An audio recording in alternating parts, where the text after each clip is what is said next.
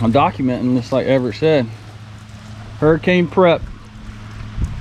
Everybody talks trash about electricians until the hurricane hits. Yeah, Right here?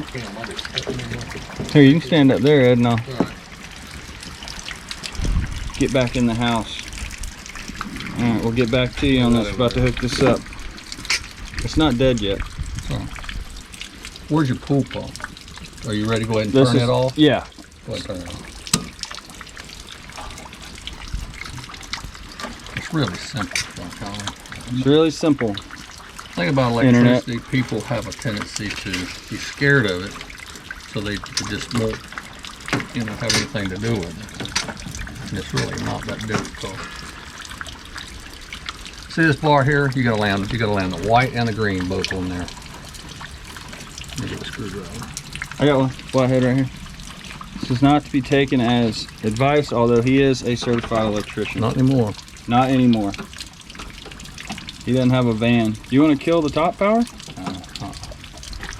If you are not an electrician or former electrician, do kill the top power. Well, in most situations, that's the first thing you do because you don't have power. So you just turn it off. But since we're getting it ready ahead of time.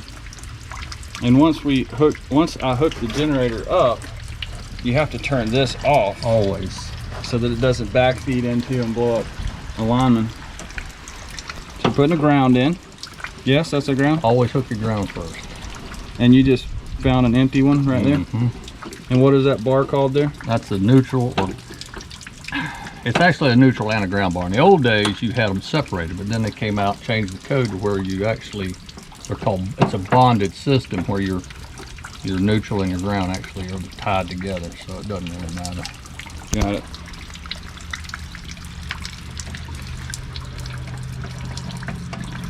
And that's the neutral and that's the ground? Yeah, white's the neutral, green's the ground, and your colored wire is going to be your two hot wires. Right. This is not code or acceptable practice. This is just Fort Meade hurricane. Some redneck stuff. That's Look, exactly right. How many hurricanes have we been through since I've been an adult? Well, we went through 3 in 2004. Charlie, Francis, and Jean. And then we went through Irma. Irma was a 2017. bad one, yeah. And then Ian. And then Ian. That's it. Ian was A couple of tropical storms. It wasn't supposed to be bad, but it is. And then this one. Bad. Ian was a lot of rain. Charlie had the most wind. Ian had the most rain. And I think this one's going to be a little of both. Helene was supposed to crush us. It didn't. And now, okay, now Milton's going to crush us. this is going to become a main breaker. Now see, it's got a 60 amp, which is this won't trip before you burn that wire up. It's too big. But you're not using it as a breaker. You're using it because you got a breaker on your generator. That breaker on your generator will kick at 30 amps. This wire is good for 30 amps, so you're fine to use it this way. And I'm hooking that to my pool breaker. Right, see, this breaker's off, so this is dead. If you feel safer, you can kill the main, but I know the boys in there playing games and coffee's being made. It's our last time with real power for a while. And you can run a coffee maker on the should be able to generator, but it will pull a load. It sounds it'll all just right. be, Now look, we're going to just push these down here because it doesn't matter which one goes where because it's 220. Okay, doesn't matter. When you go to put them back, you're going to drop these two. You're going to drop you're going to reverse everything we've just done. Right. I can't see. I'm old and blind. Make sure you get Sacrificing for all y'all out there getting in the rain. Make sure if you get an electrician out here, you compensating with something. If he's just your bud, I compensated with a nice cigar. Not necessary, but appreciated. 12 packs of beer, whiskey, gasoline, gas. I think it might be coming to a point where you swap about anything for gas. Yeah, it ain't got no gas in it. So that is the reason we're using the pool breaker, is because you're not going to be trying to run the pool during power outage. could have hooked it to the main AC, right? AC, hot water heater. You can run your, I don't know if that little generator run your hot water heater. It might not. After a couple of days of cold showers. Usually you turn everything else off. I do, that's right. So what I'll do is I'll go in there and I'll kill those breakers though, right? Yes. Like the hot water heater, Yes. the stove, Yes. the oven. Yes, all your 2-pole breakers, shut them off. Even here, what are all these other breakers feeding? Do you know offhand? They're right there, they're labeled. Let's see. Turn this the right way. It's the well.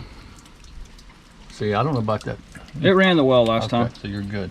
So you'd want to leave that one on, or you can use it however you want. If you want to use it intermittent, you know what I mean, to get you some water and then turn it back off, you can do that. Main thing is turn this one off, and then you'll have to play with that stuff, see what your generator will pull. Don't bog that generator down, because if you do, you're gonna get your compressor and your refrigerator, anything like that. They don't like voltage fluctuations. Always crank your generator first. This off, crank your generator, get it going good and smooth. This off, then you can flip this on, and then that's gonna make everything hot that you haven't turned off. But I would recommend to start with, turn all your 2-pole breakers off, and then try them. You know what I mean? Listen to your generator, try them. You don't want to get your pump. I mean, that's probably the most expensive mistake you can make. Is if you AC compressor? Well, you're not gonna be able to run your air conditioner. No, that's the AC right there. The pump's over here. Yeah. I'd get rid of it. I'd turn that off for sure. Wouldn't turn it back on until I got power. Because it will get air conditioning. Any kind of thing that's got a compressor, freezer, refrigerator, any of that kind of stuff. Some freezers like mine will not run on that generator. You got to get an inverter. They don't like that, any kind of power fluctuations. So anyway, you're hooked up. Just important, do not. Let's see, in your panel, those are hot. That's your incoming feed right there. No. No, that's the outgoing. Yes.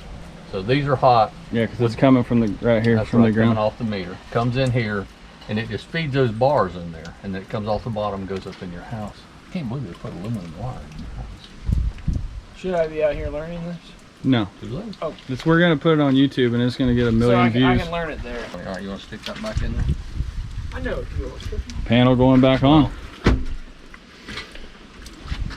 You can make a load of money as electrician right now in this town. We're gonna beat that out so we don't get 18 and up. You know what I mean? If you got a bunch of stuff running in the house, it may not pull that and the well. Right. So You know, tomorrow, you just got to kind of play with it to see what it'll do. Tomorrow, what we're gonna do? Turn Listen up, folks. turn the main breaker off. Get your generator hooked up. Get it going so that it's running a good, smooth operation. And then make sure you got all your 2-pole breakers off. Turn your main on. This becomes a generator main. You're going to backfeed this panel, and then all your 120 volt stuff, your lights in the house, all that stuff should work. And then it's just going to be whatever size generator you got, what it'll handle.